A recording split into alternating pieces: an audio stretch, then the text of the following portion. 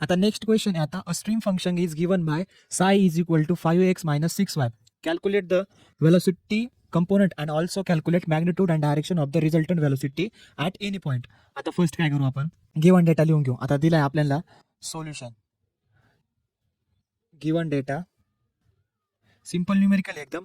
मग साय is equal to 5x minus 6y. आता दोन डायरेक्शन दिले आहे एक्स आणि वाय. आता दोन्ही डायरेक्शन मध्ये त्यांचे डेरिव्हेटिव्ह काढून घेऊ. Simple U is equal to म्हणजे डॅबा साय इज इक्वल टू डॅबा एक्स डॅबा एक्स इज इक्वल टू आता एक्सचा डेरिव्हेटिव्ह काढायला गेलो आपण काय येईल एक्स कॅन्सल झाला एक्स डायरेक्ट कॅन्सल झाला आणि ही टर्म पूर्ण एक्सचा डेरिव्हेटिव्ह काढून एक्स कॅन्सल ही टर्म दुसरी डायरेक्ट वेगळी मग ती पूर्ण कॅन्सल.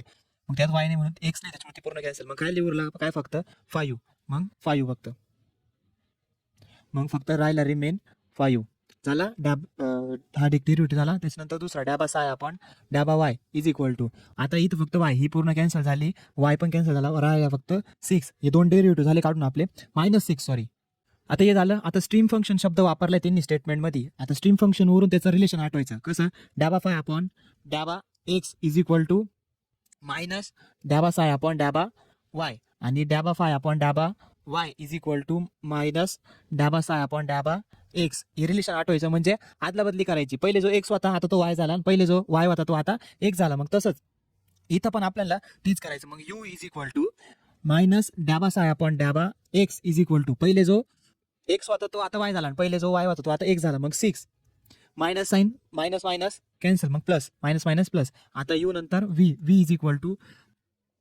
इक्वल टू डॅबा साय अपॉन डॅबा वाय इज इक्वल टू आता पहिले जो एक्स होता तो झाला वाय मग तो झाला पण आता काय होता 5. हे झाले आपले. त्याच्या पुढे युनिट लिहून द्यायचे युनिट पर सेकंद आणि युनिट पर सेकंद. हे झाले आपले आन्सर. याला म्हणायचं वेलोसिटी कंपोनंट. आता एक आन्सर फाइंड झालं आपलं वेलोसिटी कंपोनंट फाइंड झाले. आता काय करायचं त्यांचं मॅग्निट्यूड आणि डायरेक्शन पण मॅग्निट्यूड काढायचं. मॅग्निट्यूड म्हणजे resultant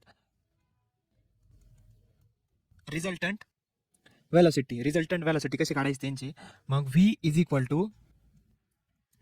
equal to into the square root. आता या दोघांचे स्क्वेअर रूट घ्यायचे यूज प्लस व्हीचा स्क्वेअर इज इक्वल टू आता यूची व्हॅल्यू किती आपली 6चा स्क्वेअर प्लस 5चा स्क्वेअर. दोघांचा स्क्वेअर काढून घेतला आन्सर काय येईल आधी स्क्वेअर काढून घ्यायचं. स्क्वेअर काय दोघांचा 6चा स्क्वेअर 36 प्लस 5चा स्क्वेअर 25 आणि दोघांच्या स्क्वेअर रूटमध्ये आन्सर येईल मग 61 इज इक्वल टू किती येईल 7.81 युनिट. डायरेक्शन कशी काढायची आता यांची डायरेक्शनसाठी फॉर्म्युला आहे tan theta is equal to V upon U is equal to व्हीची व्हॅल्यू किती आपली 5 अपॉन यूची व्हॅल्यू 6. मग direct tan theta is equal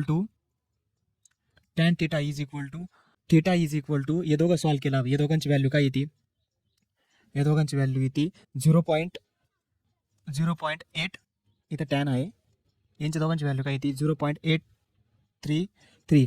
आता टॅन इकडे त्याच्या लेफ्ट साईडला आता गेला राईट साईडला. मग theta is equal to tan inverse टॅनचा काय झाला tan inverse into the bracket 0.833.